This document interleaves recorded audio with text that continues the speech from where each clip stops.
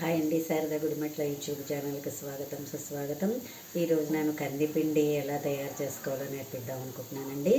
దీనికి కావాల్సినవి కందిపప్పు, నేనైతే పెసరపప్పు కూడా కొంచెం తీసుకుంటున్నాను, అండ్ కొంచెం శనగపప్పు, కొంచెం శనగపప్పు, అండ్ కొంచెం ధనియాలు, జీలకర్ర, మనకు కావాల్సినన్ని కారంకి మిరపకాయలు.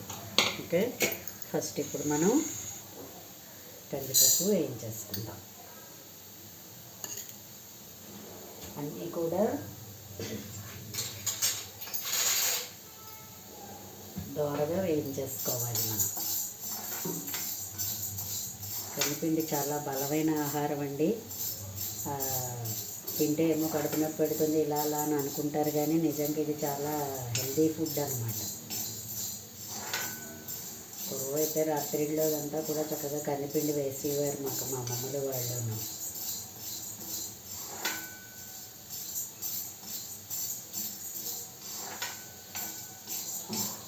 చాలామందికి తయారు చేసుకోవడం వచ్చు, కొంతమందికి రాదు. సో అలాంటి వాళ్ళందరూ కూడా ఇలాంటి వీడియోని చూసి నేర్చుకుంటారు అనేసి నేను అనుకుంటున్నాను.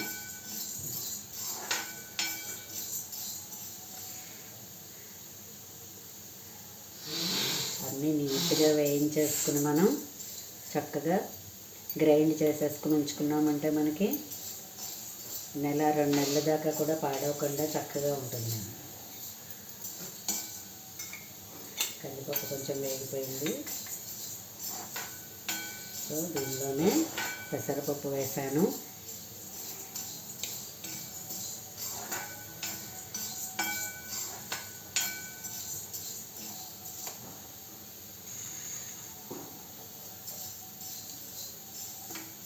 దీనిలోనే శనగపప్పు కూడా వేసేసుకుని మనం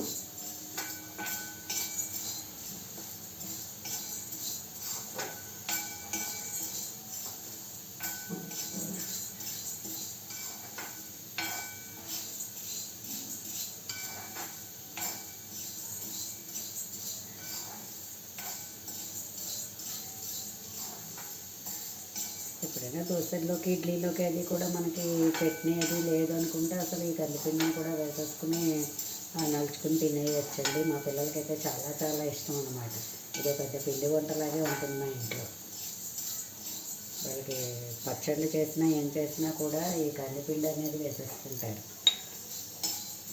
సో ధనియాలు, అలాగే మనం జీలకర్ర కూడా వేసేసుకుని ఈ మిరపకాయలు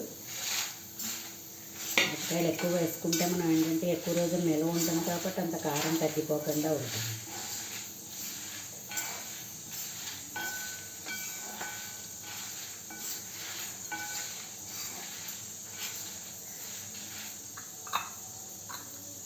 చేసుకోవడం కూడా చాలా సులభం అండి. కొనుక్కుంటే మీకు 100 గ్రాములే 40 రూపాయలు 50 రూపాయలు చెప్తున్నారు.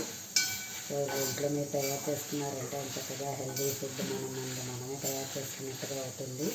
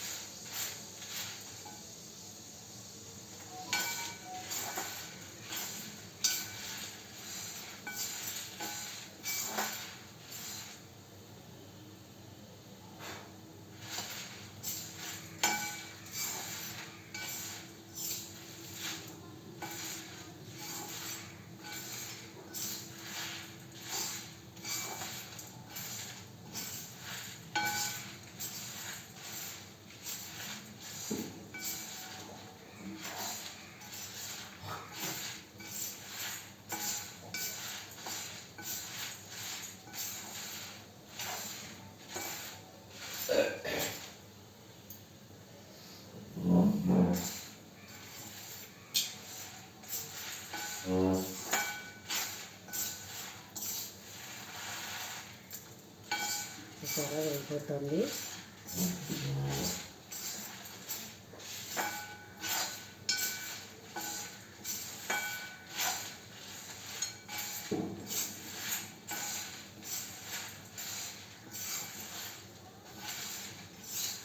చాలామంది ధనియాలు వేసుకోరు, కానీ నేను మాత్రం ధనియాలు కూడా వేసుకుంటాను. ఎందుకంటే ఆ అరోమాతో చాలా బాగుంటుంది, మంచి ఘాటుగా ఉంటుంది. అలాగే ఓన్లీ కందిపప్పే వేయించుకుని చేసుకుంటారు. నేనైతే యాడెడ్ ఇంటూ కొంచెం పెసరపప్పు, కొంచెం శనగపప్పు కూడా వేస్తాను. అది ఇలా వేసుకుంటే చాలా బాగుంటుంది, మంచి టేస్టీగా ఉంటుంది.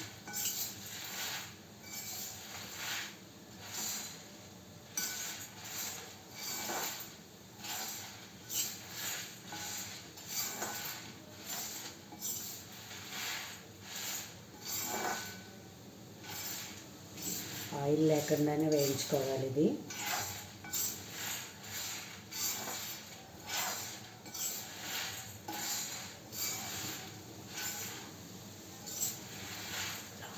వేడి మంచి వాసన వస్తుంది.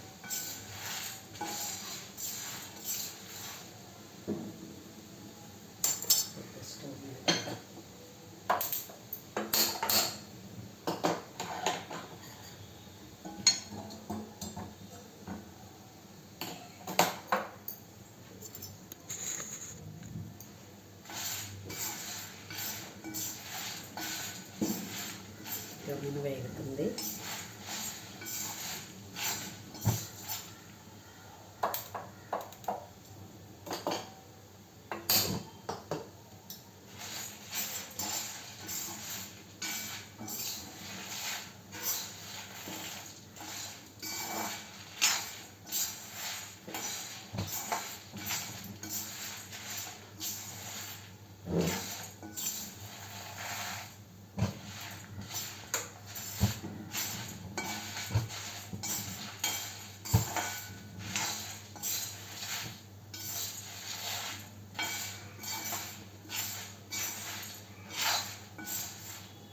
ఓకే, నీట్గా బాగా వేగిపోయింది. దీన్ని ఇలా చల్లబడిచేసిన తర్వాత నీట్గా మీరు మిక్సీ తిప్పేసుకున్నారంటే మెత్తగాను చాలా మంచి కందిపిండి తయారీ.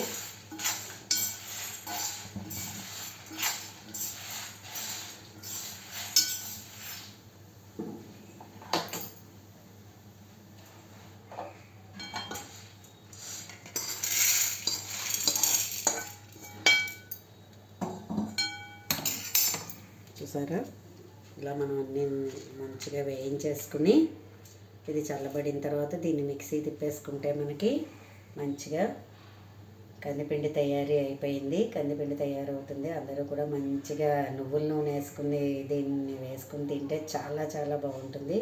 ఫ్రెండ్స్, నా వీడియో కనుక మీకు నచ్చినట్లయితే లైక్ చేయండి, సబ్స్క్రైబ్ చేయండి. మరిన్ని వీడియోస్ కోసం బెల్ ఐకాన్ని క్లిక్ చేయండి. ధన్యవాదములు.